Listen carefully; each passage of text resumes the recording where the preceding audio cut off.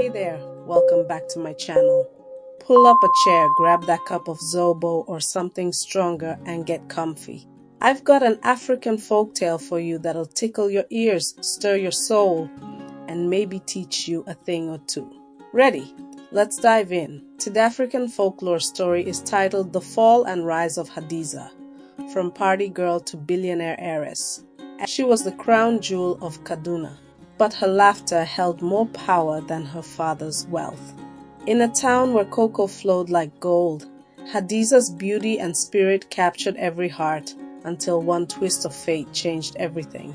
In the affluent heart of Kaduna, where tradition and power met under the shadows of ancient baobab trees, lived Hadiza, the radiant daughter of Chief Gidado, the revered cocoa merchant.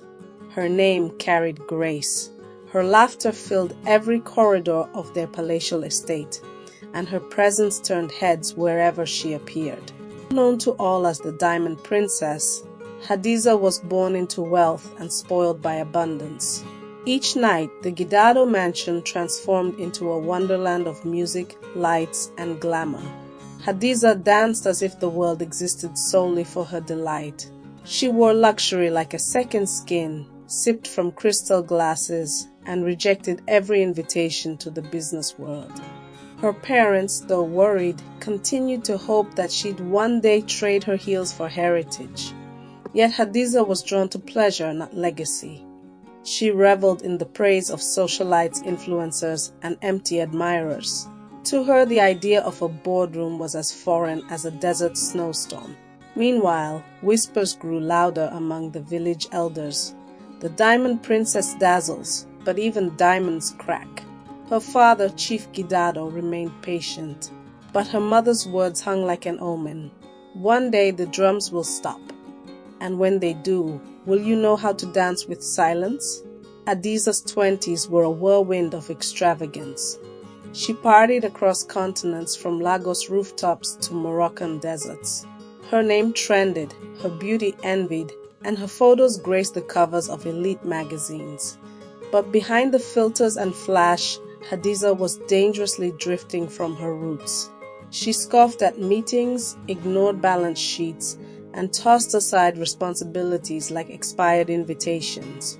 When Chief Gidado invited her to attend a high-level negotiation in Accra, she chose to fly with influencers to Zanzibar instead. Her mother grew sick with worry. She watched her daughter squander time and potential while the family empire began to wobble under pressures only Chief Gidado understood. But Hadiza was too far gone, hypnotized by attention and driven by indulgence. At a glamorous beach party in Accra, Hadiza unknowingly hosted a syndicate of criminal elites. By dawn, federal agents raided the venue. Cameras flashed and headlines flared. Heiress entangled in crime ring, the news screamed. Though her father cleaned up the mess quietly, the reputation stain had settled. The scandal rippled through the business world. Investors hesitated, partners whispered doubts, and yet Hadiza refused to see the gravity until her father returned from a business trip with sunken eyes and silent lips. Then, as if destiny had grown weary of waiting, tragedy struck.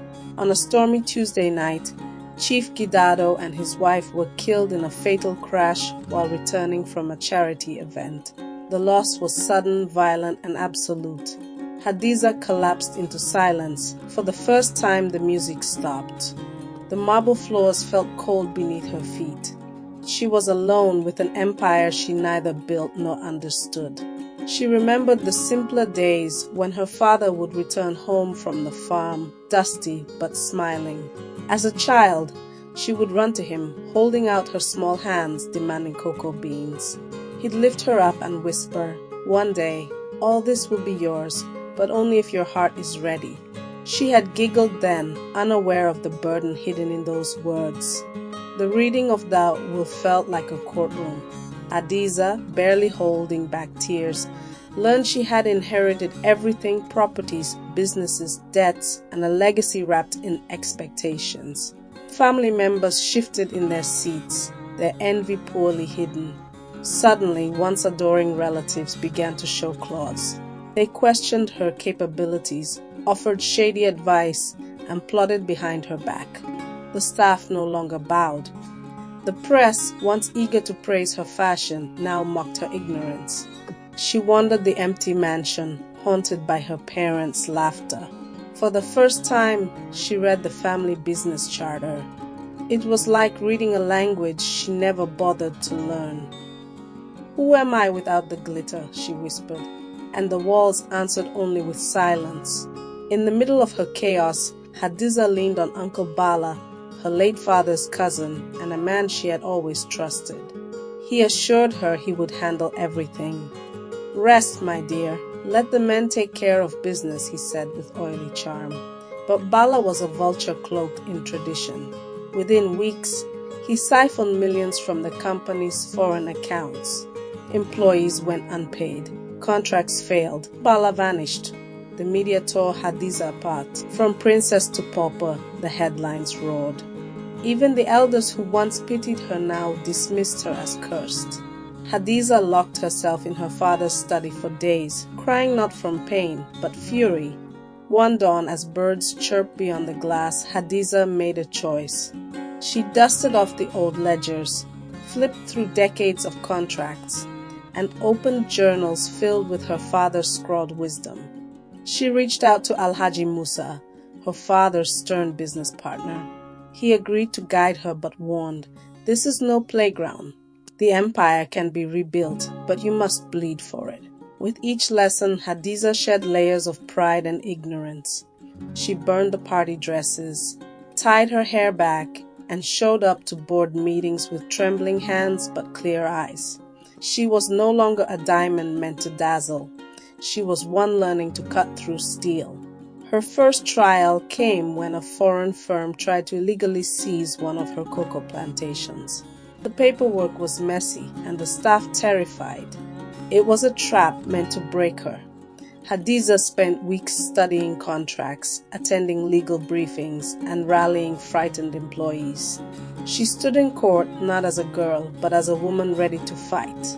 When the judge ruled in her favor, a hush swept through the media. Hadiza had not only won, she had transformed. While renovating her parents' room, Hadiza stumbled on her father's old diary hidden beneath the bed. In it, she read of his fears, dreams, and heartbreak. One entry struck her deeply. "My empire is strong, but my daughter is drifting. If I die, will she know how to fly, or will she fall with our name?" Tears fell freely that night, but they weren't from grief. They were from resolve. Hadiza vowed not to just fly, but to soar. She pinned that diary page to her office wall. It became her fuel. During an unexpected inspection of one of the cocoa farms, Hadiza met Obina, a quiet, intelligent agricultural scientist. He wasn't dazzled by her reputation. In fact, he barely looked up. Intrigued, Hadiza returned multiple times. She listened as Obina spoke about sustainable practices, community-driven production, and ethics. Their conversations deepened. In a world of power games and fake smiles, Obina was real, grounded, and he challenged her. Slowly, a friendship blossomed. Then admiration, then something more. Just as Hadiza began to trust again, a secret surfaced. Obina had once applied to work for her father, but was denied due to tribal politics. His resentment ran deep. When she confronted him, Obina confessed, "I hated your family until I met you. Now, I only want to help rebuild what I once hoped would crumble." Hadiza was torn. Could love bloom from roots of bitterness? She stepped back, unsure if trust could survive betrayal, no matter how reformed. Her silence stretched for days. Obina didn't push. But the next week he presented her with a detailed plan, an agro-reform strategy to multiply yield, empower workers, and turn the business into a community-owned success model. His commitment spoke louder than any apology. It wasn't just a plan, it was his penance. Despite personal confusion, Hadiza focused on rebuilding. She launched the Jidado Legacy Foundation, started youth entrepreneur incubators, and restored broken business networks. She replaced old board members with diverse young professionals. Within months, profit streams returned. Partnerships reignited. The media flipped its tone. The Diamond Princess is now the queen of reinvention, one outlet declared. And Obinna? He continued to help from the shadows, never asking for thanks, only watching her rise. Just as peace settled, an international investor presented Hadiza with a too-good-to-be-true deal. The numbers dazzled, but something felt off. Obinna investigated. The deal was a trap engineered by her former enemies to destroy her once and for all. Hadiza canceled the contract just in time, but not before her board nearly turned on her. That night she realized, the higher you rise, the sharper the knives become. She thanked Obinna, and this time, she kissed him. With love blooming and her empire stabilizing, Hadiza turned to rebuilding trust with her workers, villagers, and even estranged relatives. She initiated welfare programs, hosted open forums, and restored village roads in her family's name. Trust, once shattered, began to heal. The elders who once whispered now greeted her with bowed heads. The girl they once doubted now walked like her father, with purpose. Hadiza had not only rebuilt a business, she had resurrected her bloodline's honor. On her 40th birthday, Hadiza threw one final celebration, not of wealth but of legacy. Farmers, staff, youths, and partners gathered beneath lanterns that told her story. She gave no speech. Instead, she read her father's final diary entry aloud. When she finished, there was silence. Then a roar of applause. Obinna stood beside her, now her partner in life and legacy. And as fireworks lit the Kaduna sky, Hadiza danced, not for cameras, but for her soul. She had finally found her rhythm. Months later, an anonymous letter arrived.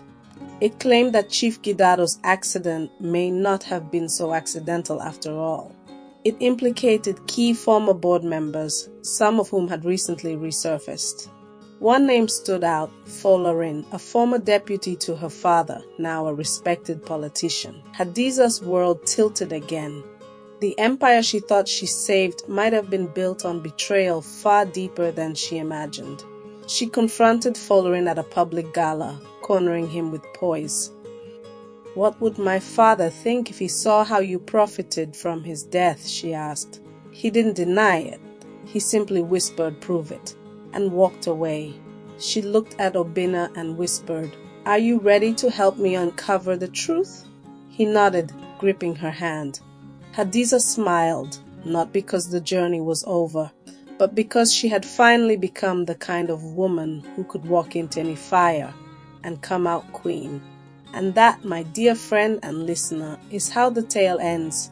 Just like the last drop of palm wine in the calabash, or like the final ember in the fire, it leaves a little warmth behind. If you smiled, sighed, or learned something new, don't keep it to yourself. Share the story, subscribe, and come back for more. Until next time, keep your ears open and your heart even wider. Stay storytelling.